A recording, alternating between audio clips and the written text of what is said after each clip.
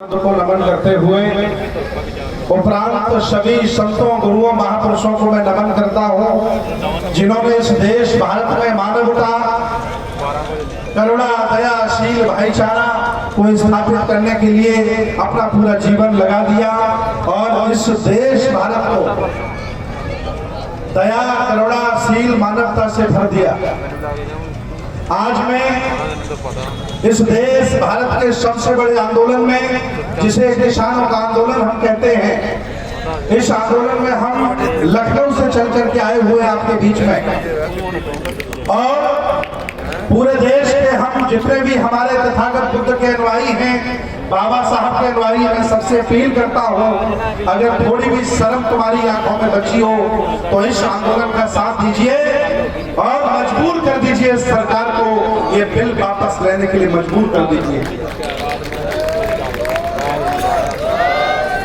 मैं पिछले 1 घंटे से पैदल वहां से आ रहा हूं और यहाँ तक आने में 1 घंटा लगा। मैं कई बार मेरा हृदय पसीज गया ये देख करके कि कितने बहादुर लोग हैं हमारे पंजाब हरियाणा के, पूरे देश के किसान जो इतनी कड़ाके की ठंड में यहाँ डटे हुए हैं। और हमने निर्णय किया है कि जब तक ये आंदोलन चलता रहेगा तब तक हम सभी लोग आपके आसपास बने रहेंगे और आपके कंधे से कंधा मिला करके आपका साथ देते रहेंगे। ये देश भारत धर्मनिरपेक्ष देश है। यह देश भारत में हिंदुओं को रहने का अधिकार है, सिखों को रहने का अधिकार है, बौद्धों को रहने का अधिकार है, मुसलमानों को भी रहने का अधिकार है, जैनियों को भी रहने का अधिकार है। हम सब भारत के लोग हैं। छोड़िए धर्म की बातें, हम सभी लोग अन्न खाते हैं, हम सब लोग मूलतः पूर्व किसान हैं। ये कृषि प्रधान देश है। जब सारे लोग सत्ता पर बैठ करके किसानों के हकों को छीनेंगे, किसानों को मजदूर बनाने का एक इल्म तैयार करेंगे, तो मेरी जिम्मेदारी बनती है कि हमें धर्म और मजहब को छोड़ करके किसानों के साथ लगना चाहिए।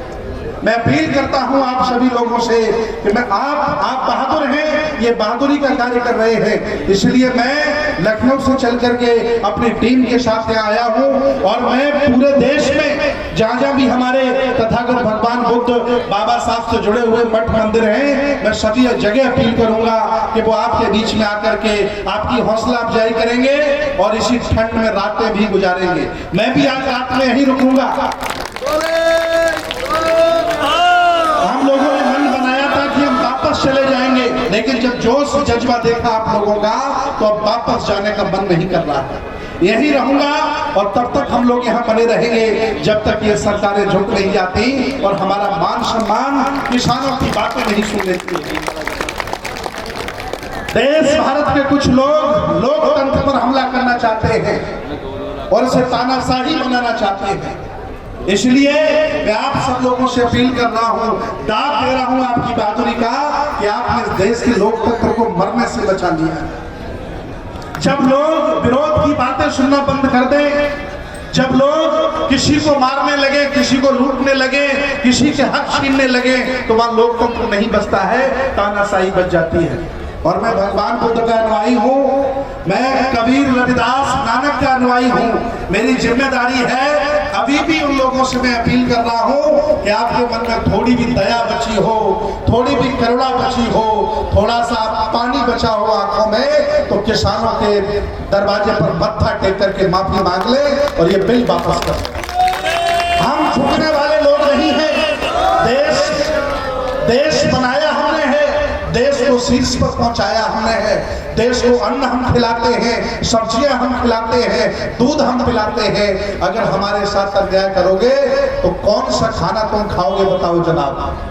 ये जिम्मेदारी हमारी है और इस जिम्मेदारी के साथ पूरे देश भारत के बौद्धों से, उन सभी लोगों से जो मानवता से प्यार करते हैं, मैं अपील करता हूं कि आप लोगों का साथ दें और इस आंदोलन को कामयाब करें और आपकी जो अन्याय हो रहा है, जाति हो रहा है, उसको बचाएं।